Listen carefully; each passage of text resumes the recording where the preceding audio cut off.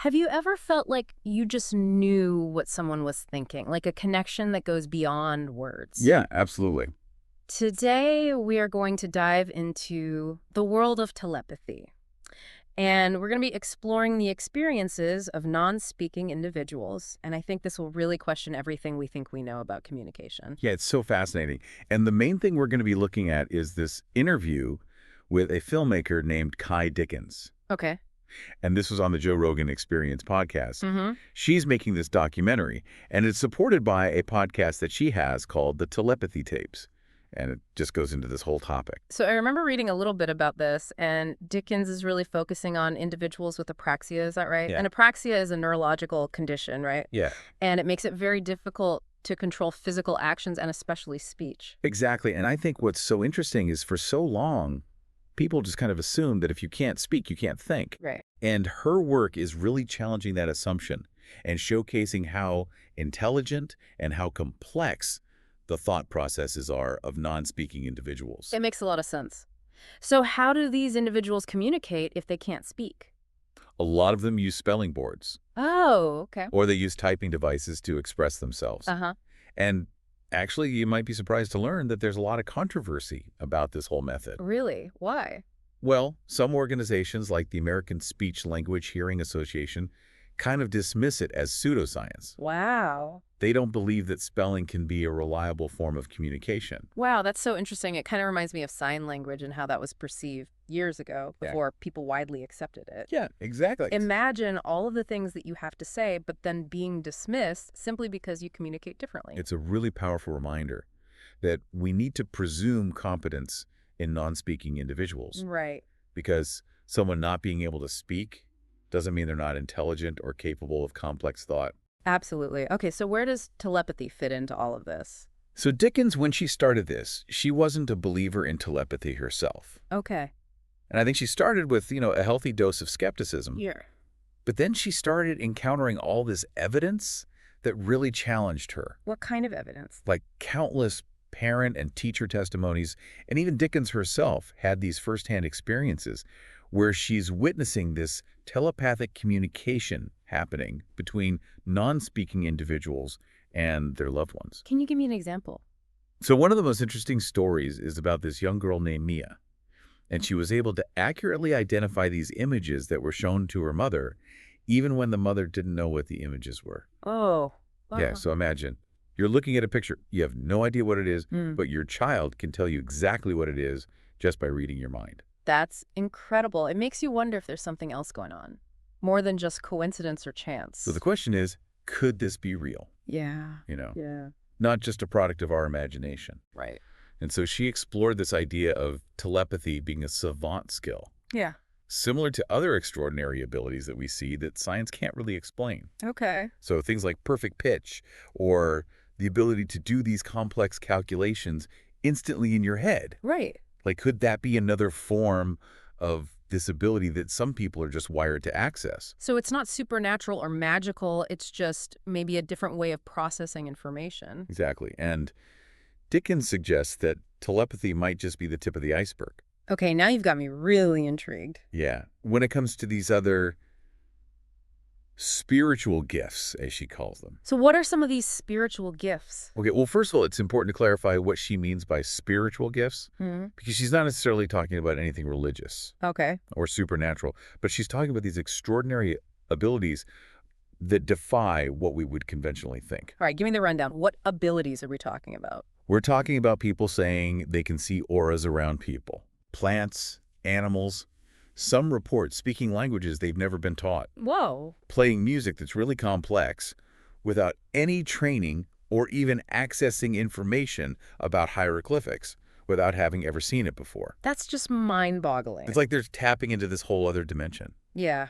of knowledge and perception that most of us are unaware of. Okay, so you're telling me that individuals can do this and science has no explanation. Well, you have to remember, Dickens is a filmmaker and a storyteller, Okay. Yeah. and she's presenting these accounts as she encountered them, and it's up to each of us to interpret them. Right. But I think it's fair to say that these reports really challenge what we think we know Yeah. about human potential. Yeah, it's raising some very intriguing questions. Yeah. All right, I'm definitely hooked. So What else does Dickens uncover? Where does she go from here? So she delves even deeper into this world, and she introduces this concept that's fascinating but a little bit unsettling. Okay. And it's called the talk on the hill. The talk on the hill. Okay, now you've got me really curious. Yeah. What is that? So it's described as this telepathic chat room, a mental space where non-speakers reportedly connect and communicate with each other. Okay, so like an online forum where people with shared interests go to discuss things. Yeah, but imagine that happening just purely in the mind. Whoa, that's pretty wild. So how did Dickens learn about this? She learned about it from interviewing several non-speakers, Okay. and their families corroborated these stories. And it seems like this idea of a shared mental space is a pretty common thing that people are talking about. Okay, so it's not just one or two people saying this. No, it seems to be a shared experience that makes it all the more intriguing. All right, I'm definitely going to need some more details on this talk on the hill. What exactly happens there? Who can access it? And how does it work? Those are all great questions, and luckily Dickens doesn't shy away from them. So digging even deeper into the talk on the hill, Okay. it's described as a place where non-speakers connect, Uh-huh. share experiences, Yeah. even teach each other. That's incredible, like a virtual school or community center, but all in their minds. Yeah. I'm picturing something out of a sci-fi movie where people are like plugged in. Right. Is it anything like that? Well, the descriptions are more abstract, Okay.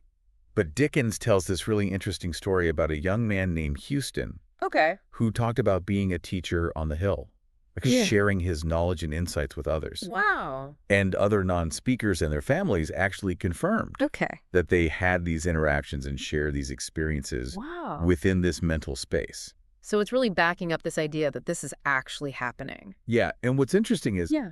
not everyone seems to experience it the same way. Okay. Some describe it as like a bustling marketplace of ideas, Hmm. and others experience it more like a peaceful garden for contemplation. So even though there are similarities, it's like unique to the individual. Yeah, it's a great analogy. Kind of like how we experience the world in different ways. Exactly, and it really speaks to the complexity of consciousness Yeah. and how challenging it is to study something that is inherently subjective You're right. and personal. Absolutely. But even with these variations, there are some consistent themes. Okay. And one of the most interesting ones is this idea that the hill is a protected space. So not just anyone can wander in. Yeah. Is there like a password? Well, it's not about passwords or anything like that. Okay. They say that only those with pure intentions and a genuine sense of love are able to access it.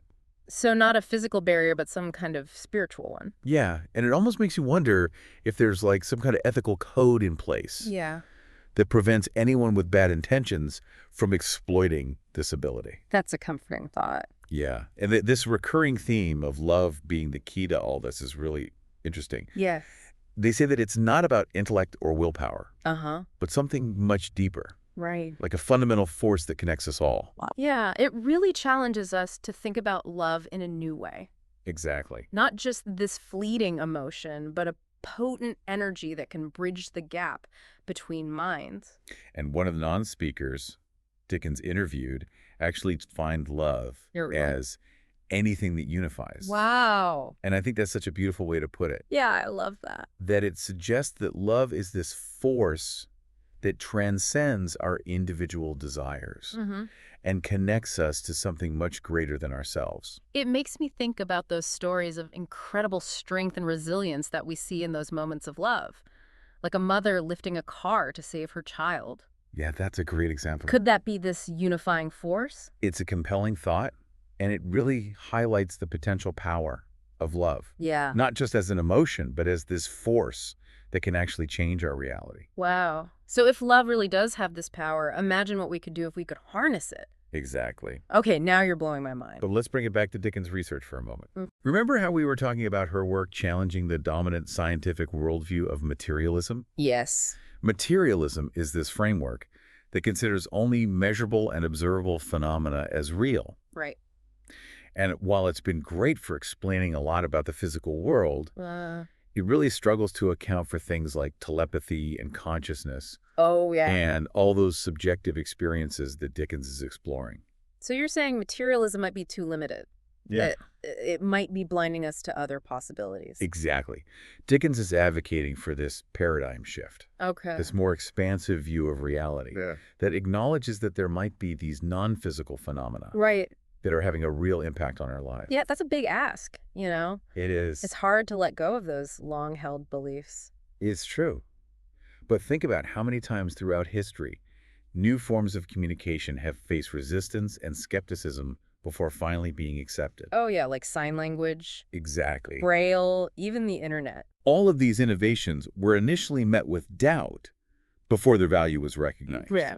So maybe it's not so crazy to think that telepathy and these other spiritual gifts could follow the same trajectory. That's a really interesting point. I'm wondering, though, are there any scientists or researchers out there taking these claims seriously? Actually, Or is Dickens kind of on her own? there's a growing number of scientists and researchers who are starting to explore these frontiers of consciousness and challenge the limitations of materialism. So there's actually a scientific basis for some of these seemingly outlandish ideas. Yeah. Okay, I'd love to hear more about that. What kind of research is being done and what are they finding?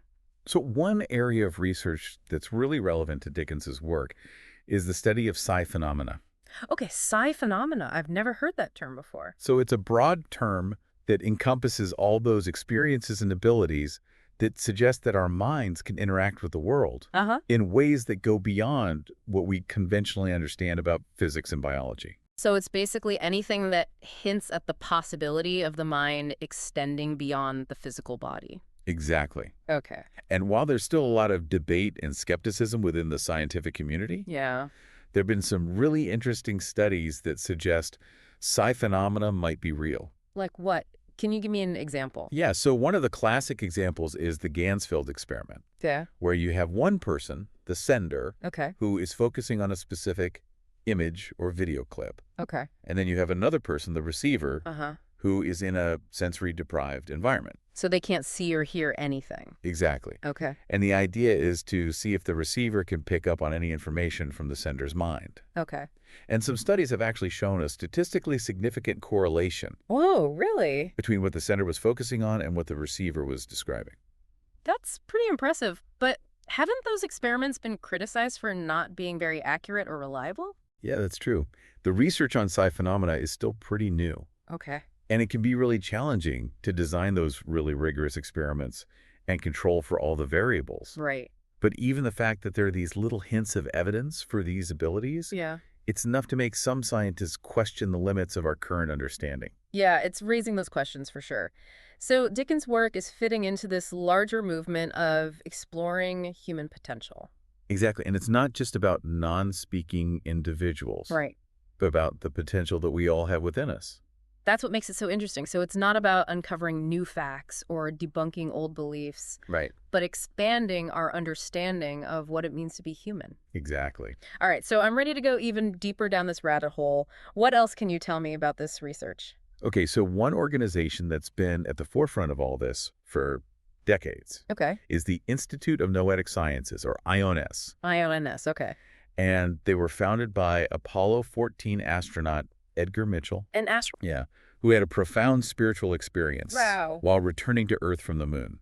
So an astronaut having a spiritual experience in space, Yeah. that's pretty fitting. Yeah, and so IONS, What do they do? they conduct and support research on a wide range of topics related to consciousness, Okay. including psi phenomena, meditation, and the interconnectedness of all things. So their goal is to bridge the gap between science and spirituality Exactly. and explore the full potential of human consciousness. And their research actually aligns really well with Dickens' findings. Okay, how so?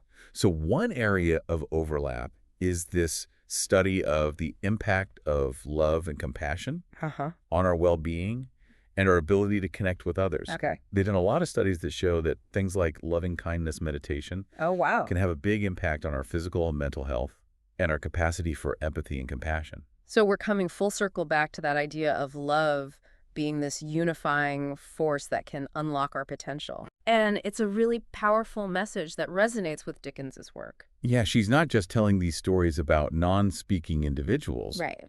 but she's inviting all of us to rethink our assumptions about reality, Yeah.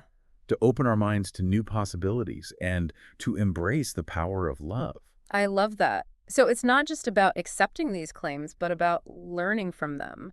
Yeah. How can we grow and evolve, and how can we use these insights to create a better world? Exactly. I think that's the perfect segue into one of the most compelling aspects of Dickens's research, the implications for our understanding of non-speaking individuals. Yeah. So what are some of the key takeaways there? How can understanding these abilities help us better connect with and support these people? Well, one of the most important things is that we need to rethink our assumptions about how communication works. Yeah. Okay. I mean, we tend to think of it as primarily verbal or written, Right. but Dickens' work suggests that there may be all these other more subtle ways Uh-huh. that communication is happening, Hmm. especially for those who don't have access to those traditional methods. So if someone can't communicate through speech or writing, they may develop other ways to connect. Exactly. And if we open ourselves up to the possibility of telepathic communication, Yeah. it could totally change how we interact with non-speaking individuals. Imagine that. A world where we could understand their thoughts and feelings directly. But even if telepathy is real, Hmm. are we anywhere close to having the technology to make that happen? I mean, it's definitely a long shot, Yeah, but I don't think it's impossible. right. Remember, we're just starting to understand the potential of consciousness. It's pretty amazing to think about. It is. But even if that technology never happens, I think Dickens's work is valuable because it gives us insight into how we can help non-speaking individuals right now. Definitely. One of the key takeaways is this need to presume competence. Okay. Just because someone can't speak doesn't mean they're not intelligent Right. or capable of complex thought and emotion. We need to treat them with the same respect and create those spaces Right. where they feel safe to express themselves however they can. It makes me think about that stigma surrounding spelling communication. Yes, Seems like a lot of that comes from this lack of understanding and this fear of the unknown. absolutely. But what if we could let go of that fear Yeah. and embrace all the ways people can communicate? I think it would be much more inclusive. I think you're right. And that's one of the most hopeful aspects of Dickens's work, It is. that she's not just presenting these wild claims, but she's offering this roadmap for a more compassionate and connected future. Yeah. All right, I'm feeling really inspired.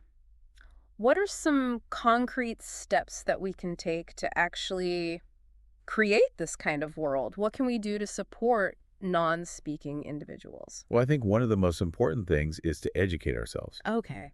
about apraxia and other things that affect communication. Right. Because the more we understand, Yeah. the better we can support. Are there resources out there where we can learn more? Absolutely. There are organizations like Apraxia Kids Okay. and the American Speech Language Hearing Association Okay. that offer a lot of information. So helpful. Mm. Beyond education, what else can we do?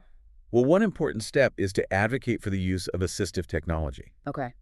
like spelling boards and communication devices, Right. so that these individuals have what they need to express themselves. I completely agree. And beyond providing the tools, I think it's important to create a culture of acceptance. Absolutely. Be patient, listen, Yeah. and presume competence. Yeah. It's our responsibility to meet them halfway. Beautifully said. And I think that ties back to the theme of love that we've been talking about, Yeah. approaching them with an open heart and a willingness to connect.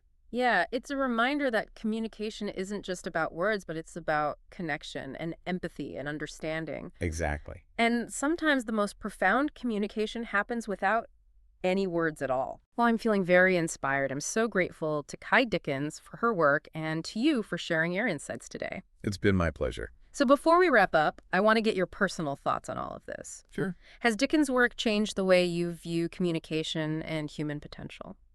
Definitely.